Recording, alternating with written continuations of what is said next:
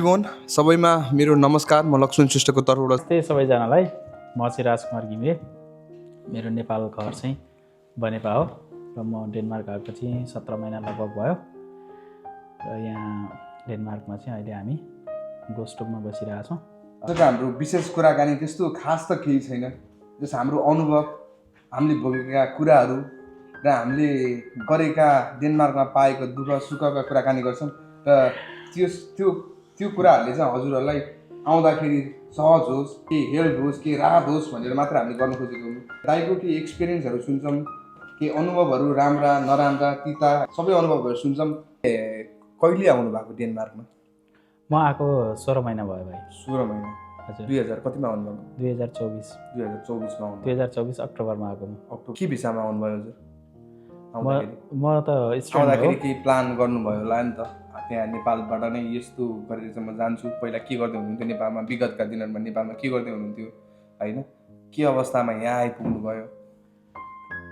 नेपालमा चाहिँ medical professional थिएँ। हजुर। अनि मेरो क्लिनिक पनि छ साकुमा। अनि अहिले चाहिँ म यहाँ डेनमार्कमा छु।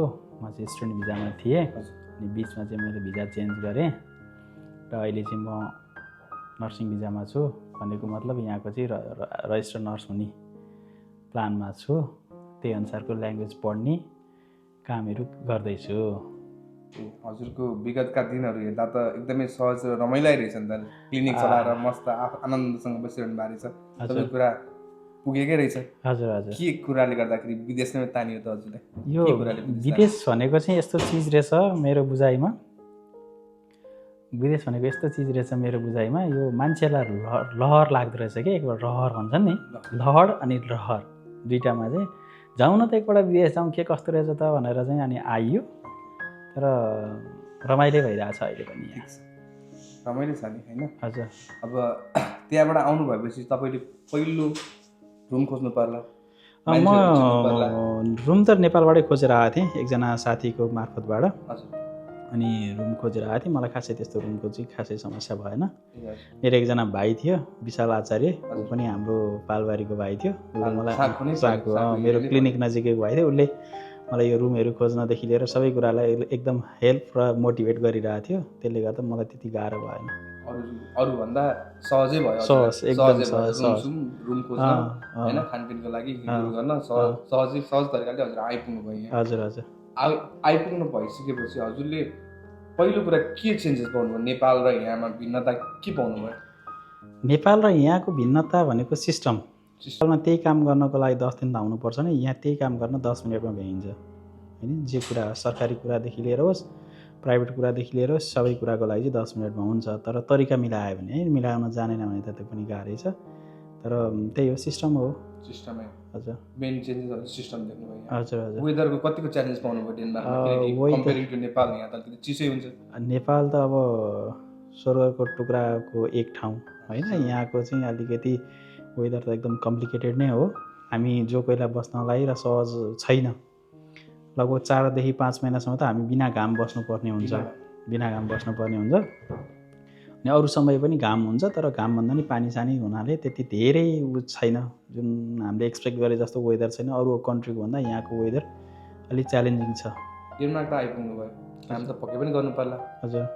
रजिस्टर्ड नर्स भएर आउनुभयो तपाईँ? हुनको लागि आउनुभयो। हजुर। आफ्नो फार्मेसीको व्यवसाय छोडेर। हजुर हजुर। होइन, आफ्नो नेपालमा माया ममता रमाइलो गरेर सबै त्याग गरेर विदेश आउनुभयो। हजुर। त्यसपछि के तपाईँले जुन चाहिँ व्यवसाय त्यहाँ गरिरहनु भएको थियो नि, त्यही फिल्डमा तपाईँले काम पाउनुभयो कि पहिलो सुरुमा?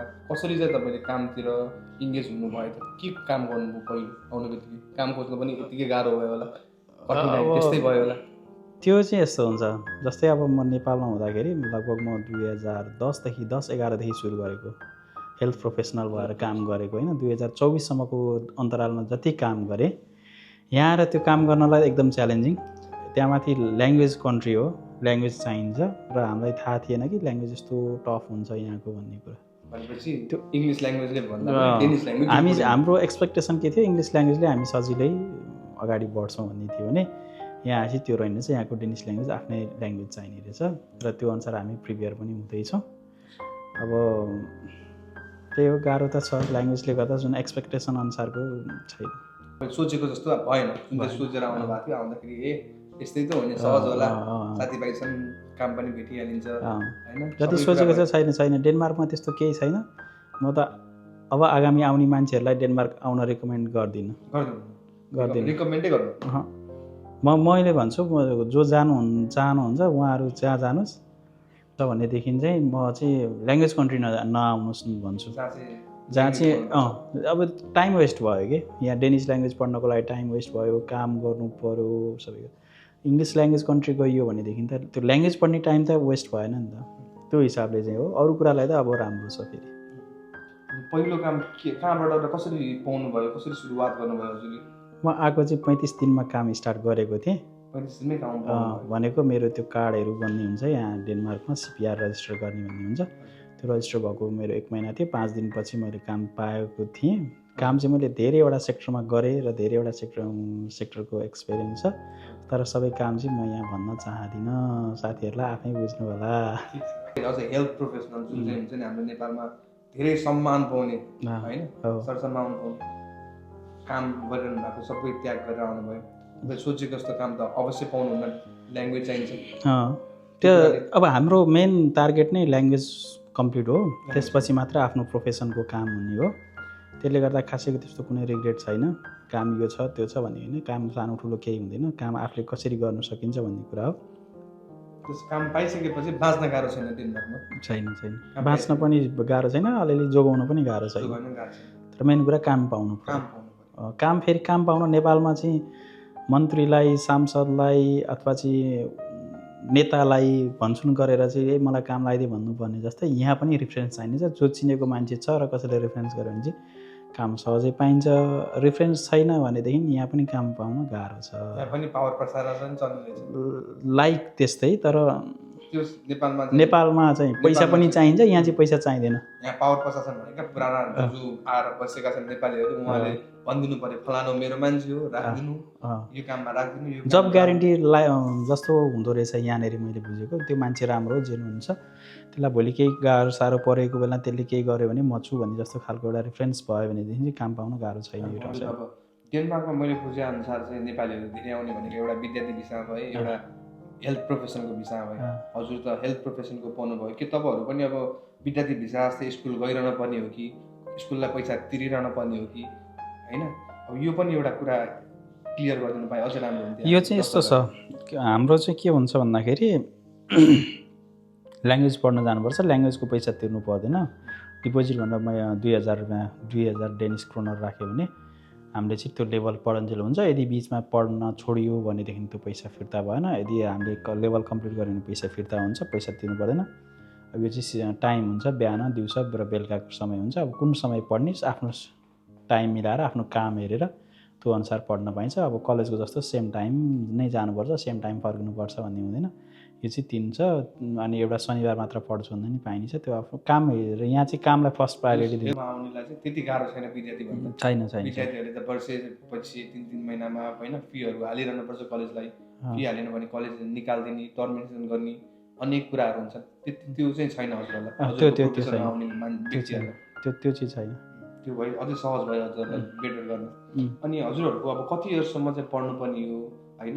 ल्याङ्ग्वेज कुन लेभलको पढ्नुपर्ने? त्यो ल्याङ्ग्वेज पढिसकेपछि चाहिँ के चाहिँ गर्नुहुन्छ हजुरले? प्रोफेसन चेन्ज गरेर हजुरको यो मेडिकल फिल्डमै लाग्न पाउनुहुन्छ कि? यस्तो हुन्छ कि ल्याङ्ग्वेज कति समय भन्ने हुँदैन। टेन्टेटिभ टार्गेट भनेको लेभल हुन्छ यहाँको। PD2, PD3 भन्ने हुन्छ, PD1 भन्ने हुन्छ। नर्मल्ली हामीलाई चाहिन्छ PD3। PD3 को ड्युरेसन भनेको 22 देखि 24 महिनाको हो। त्यसमा चाहिँ 7, 7, 10 भन्ने हुन्छ स्कोर एउटा लेभल, रिडिङ, राइटिङ र स्पिकिङमा। त्यो ल्याउन सक्यो भनेदेखि हामीले सहज रूपमा काम गर्न सक्छौँ। यदि त्यो सकिएन भनेदेखि त्यो बाहेकका असिस्टेन्ट टाइपका कामहरू गर्न सकिन्छ, जुन चाहिँ नेपालमा हामीले HACMA, स्टाफ नर्स जसले हामीले गरिरहेको छ। जस्तो यहाँ चाहिँ सोसो असिस्टेन्ट भनेर कोर्स हुँदो रहेछ, त्यसमा काम गर्न पाइन्छ।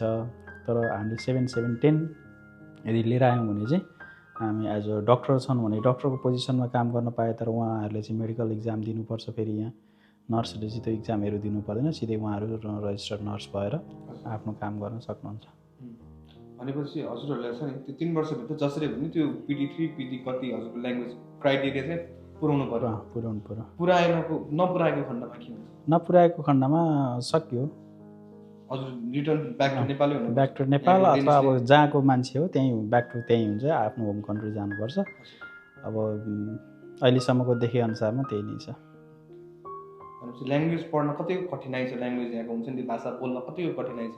हामी अब नेपाली ल्याङ्ग्वेज बोलिरहने मान्छेहरूलाई त नेपाली ल्याङ्ग्वेज बोल्न गाह्रो छ भने यो त डेनिस ल्याङ्ग्वेज होइन, अथवा इङ्ग्लिस ल्याङ्ग्वेज एक कक्षादेखि हामी पढ्दै आएको भनौँ ब्याचलर लेभलसम्म पढिरहेको त इङ्ग्लिस बोल्नु त गाह्रो हुन्छ भने त्यही नि अब यो डेनिस ल्याङ्ग्वेज त जुन सुरु नै नगरेको कुरा, यो पढ्न एकदम टफ छ, गाह्रो छ र वर्ल्डको मैले सुनेअनुसार यो टफ ल्याङ्ग्वेजमा पर्छ अरे। त्यसले गर्दा यो पनि कठिनाइ नै छ। त्यो ल्याङ्ग्वेज त पुरा गर्नु पर्यो, क्राइटेरिया पुरा गर्नु पर्यो, त्यसपछि जागिर खोज्नु पर्यो, इन्टरभ्यू दिनु पर्यो, अनि त्यसपछि मात्र त हजुर मेडिकल फिल्डमा पाउनु भयो। हजुर टफै छ। एकदम ठिकै छ, राम्रो कुरा गर्नुभयो, हजुरको अनुभव सुनाउनु भयो, एकदमै धन्यवाद, खुसी लाग्यो। र अब आगामी आउने व्यक्तिहरूलाई, नेपालमा हुनुभएका व्यक्तिहरूलाई त जसरी पनि विदेश जाऊँ, रमम कमम होइन भन्ने हुन्छ नि त, हजुरको सल्लाह सुझाव हुन्छ नि आउने चाहने व्यक्तिहरूलाई अथवा होइन जसरी पनि जान्छु भन्ने व्यक्तिहरूलाई के सुझाव दिन चाहनुहुन्छ हाम्रो दर्शकहरूलाई? म त के भन्छु भने डेनमार्क एक त फर्स्ट चोइसमा नराख्नुहोस्, इङ्ग्लिस कन्ट्रीमै ट्राई गर्नुहोस् भन्छु। सेकेन्ड यदि आउनु नै हुन्छ भनेदेखि नआउनु भन्दिनँ, तर अलिकति त्यही ल्याङ्ग्वेज प्रब्लमले गाह्रो छ, अरू कुराले गाह्रो होइन, अनि वेदर अलिकति फरक छ, त्यो दुईवटा कुराले गर्दा चाहिँ म नआउनलाई भन्छु। अब यदि सेकेन्डमा आउनु नै हुन्छ भनेदेखि अब त्यही हो, यहाँ कुरा रेफरेन्सका कुराहरू छन्, ल्याङ्ग्वेजका कुरा छन्, काम खोज्ने कठिनाइका कुरा छन्, यी यावत कुरालाई चाहिँ सहज गर्न सकिन्छ र कोही साथी आफ्नो चिन्जानको आफन्त कोही छ भनेदेखि चाहिँ आउनलाई सम्भव सहज होला। नत्र नयाँ आएर इस्टाब्लिस हुनको लागि चाहिँ 6-8 महिना 1 वर्षको लागि पुग्ने पैसा चाहिँ नेपालबाटै बोकेर आउनु सक्नुपर्छ। धन्यवाद छ तपाईँ। धन्यवाद। रमाइलो कार्यक्रम हामीले सृजना गऱ्यौँ, आगामी दिनमा यस्तै कार्यक्रमहरू गर्दै गर्न पाऊँ, खुसी लाग्यो। हस्, धेरै धेरै धन्यवाद मेरो भाइ।